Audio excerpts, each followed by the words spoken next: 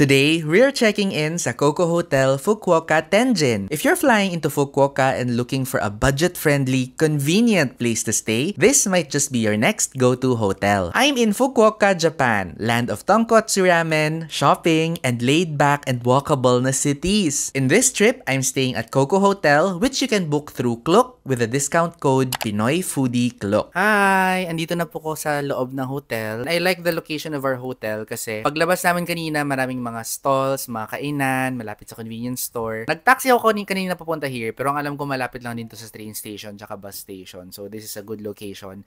Actually, nung nag-research kami, parang mas okay nga daw ang location ng Tenjin kung ang gusto mo ay kain and shopping. Nung nag-check kami kanina ng mga itinerary namin kung saan kami mag-shop, parang a lot of the places that we want to go to are walking distance lang. I'm happy with the location of our hotel right now. I'm happy with Coco Hotel actually. Actually, kung marami kayo, medyo sulit din actually mag-taxi kasi parang mga 12 to 15 minutes away lang from the Fukuoka airport to here sa Coco Hotel. Yung binayaran ko kanina is more or less mga 2,500 yen. So kung marami naman kayo sa taxi, hati-hati kayo, diba? Getting to Coco Hotel from the Fukuoka airport is super easy. You have two options. Option 1, mag-taxi. Not bad if you have luggage and you want the chill route because the taxi is relatively cheap pa rin. Option 2, mag-train. Just hop on the airport line, ride 5 stops, and get off at Tenjin Station. Yung total travel time is around 18 minutes and definitely cheaper. Smooth lang ang check-in, very Japanese, like quick, polite, and super efficient. One thing that I loved is meron silang self-service station at the lobby where you can grab essentials like tea, coffee, toiletries, ayan, even soap for the bathtub. And yes, you should just take what you need para sustainable and practical, diba? I booked the Hollywood Twin non-smoking room for 6,700 pesos per night. That's roughly mga 17,000 to 18,000 yen depending on the exchange rate and when you book. I-tour ko ulit kayo sa kwarto namin pero makalat na to kasi nag-stay na kami dito. One of the first things that you'll see when you enter is may area na to where you will leave your shoes before you enter. So, nandiyan lang yung mga sapatos namin para malinis kapag umapak na kami here. Ito po yung malaki na bed. Wait, I'll show you kung gaano kalaki yung Hollywood nila. So, parang ano to actually. Para siyang twin beds na magkakabit. Pero kasya kahit up to 3 people dyan. Tapos may mga unan. And then ito yung view natin from the outside. Nagpa-upgrade kasi ako to Hollywood Twin. Ayan. And then this is your work area. Hello!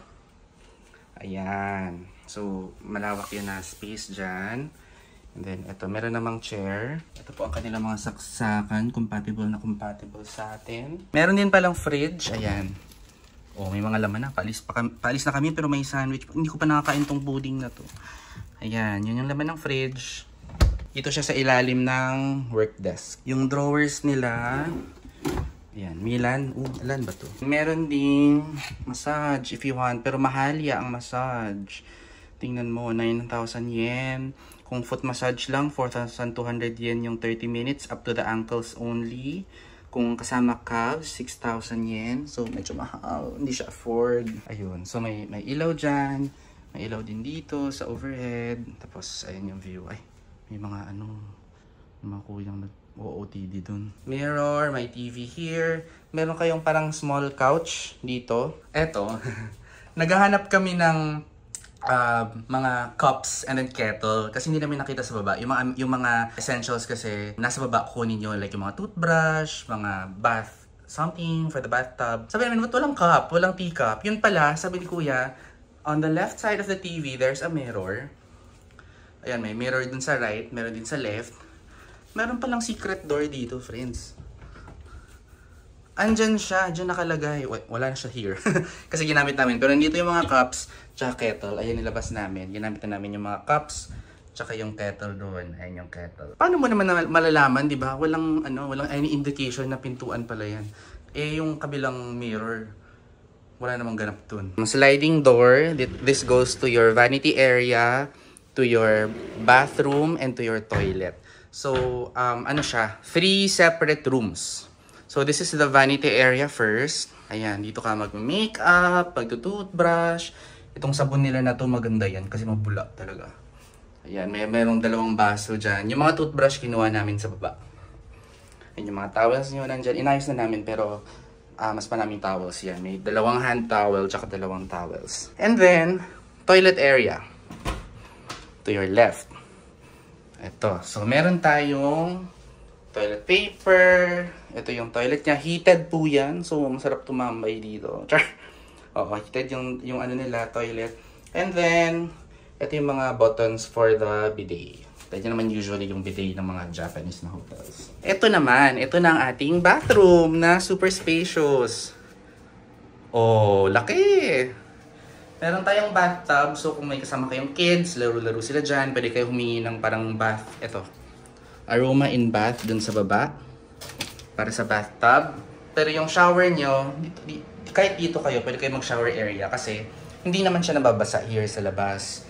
So, buong area na to, shower area. Shower, meron ding heater, yung sa bathtub, heater. Ang bongga na ano nila, diba? Shampoo, conditioner, body soap. Malalaki yung bote talaga sila, hindi yung tinitipid tayo na maliliit na travel size. Malalaki talaga yan. Tsaka, nakakatuwa tong body soap na to kasi mabula. Ilang pumps lang kaya niyang ipabulain yung buong katawan. Ayun, so that's our room here sa Coco Hotel. I really like this place. Location-wise, maganda rin siya. Malapit sa mga shopping areas, maraming restaurants sa tabi, malapit sa train station, malapit sa bus station. So, highly recommended itong Coco Hotel sa Fukuoka, Japan. What I loved most about Coco Hotel is the location. It's smack in the middle of everything. You won't need to ride much unless you want to. Nearest train station is Tenjin Minami, just a 4-minute walk from the hotel. And if you're like me na easily distracted by shopping and food, nako, good luck. Because within walking distance, you've got 2 minutes walk lang to Big Camera. This is like a tech haven. This is where I also got the Osmo Pocket 3 combo that I've been looking for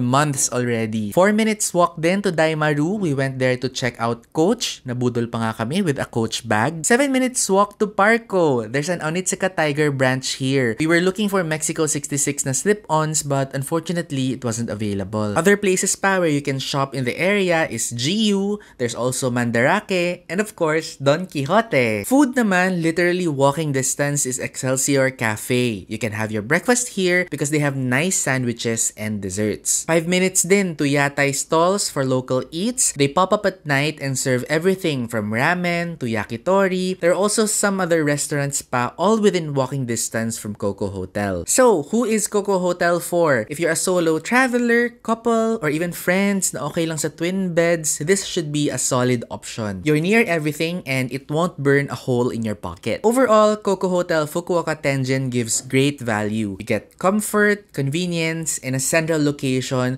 all for a price that leaves room for ramen and souvenirs. If this video helped you out, don't forget to like, comment, and of course, subscribe for more hotel reviews and travel tips. This is Joff and see you in my next check-in. Bye!